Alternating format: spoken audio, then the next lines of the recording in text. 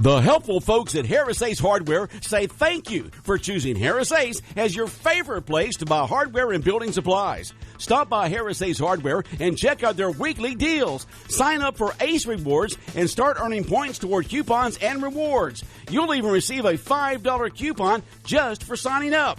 Harris Ace Hardware in Jesup, Hinesville, Eulonia, and now in Brunswick.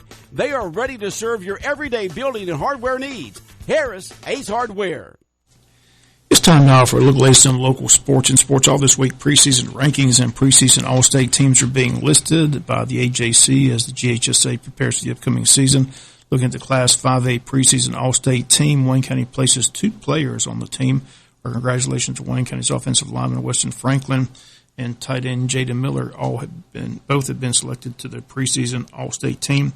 Franklin, who just recently verbally committed to play next season at Georgia Tech, is a 4-star athlete from Wayne County, set to play his senior year for the Wayne County Yellow Jackets before becoming a Georgia Tech Yellow Jacket.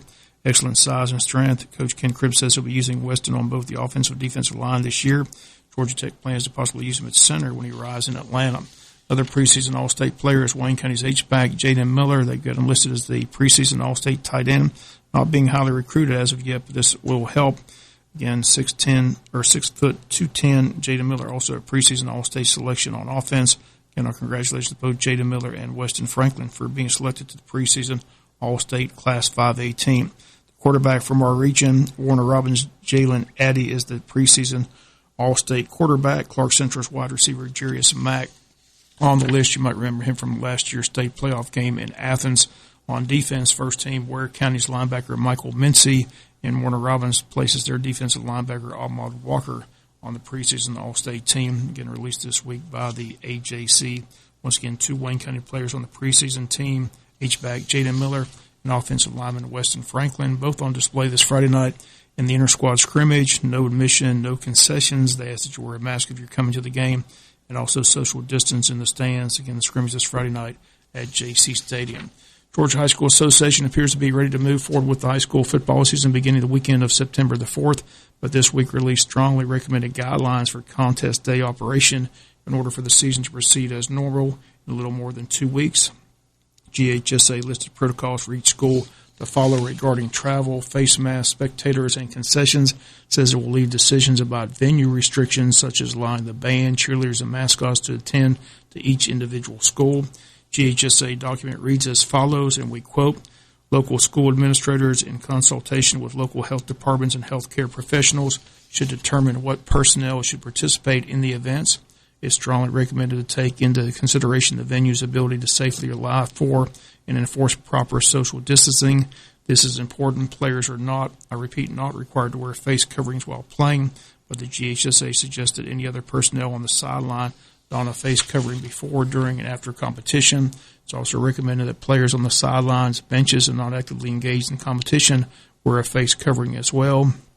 GHSA says it's highly recommended but not mandated that coaches and game day personnel, sports medicine staff, media, film crews, ball boys should always have a face mask or covering on. The GHSA is asking each school system to implement an effective plan to allow student athletes to wear face coverings while on the sideline, but able to quickly remove it to enter competition. GHSA also will allow each individual school to determine spectator capacity for football venues, though it suggests working with health officials to determine safe seating capacities. It recommends all spectators wear masks, social distance, stay away from the competition area, and have their temperatures taken before entering the facility.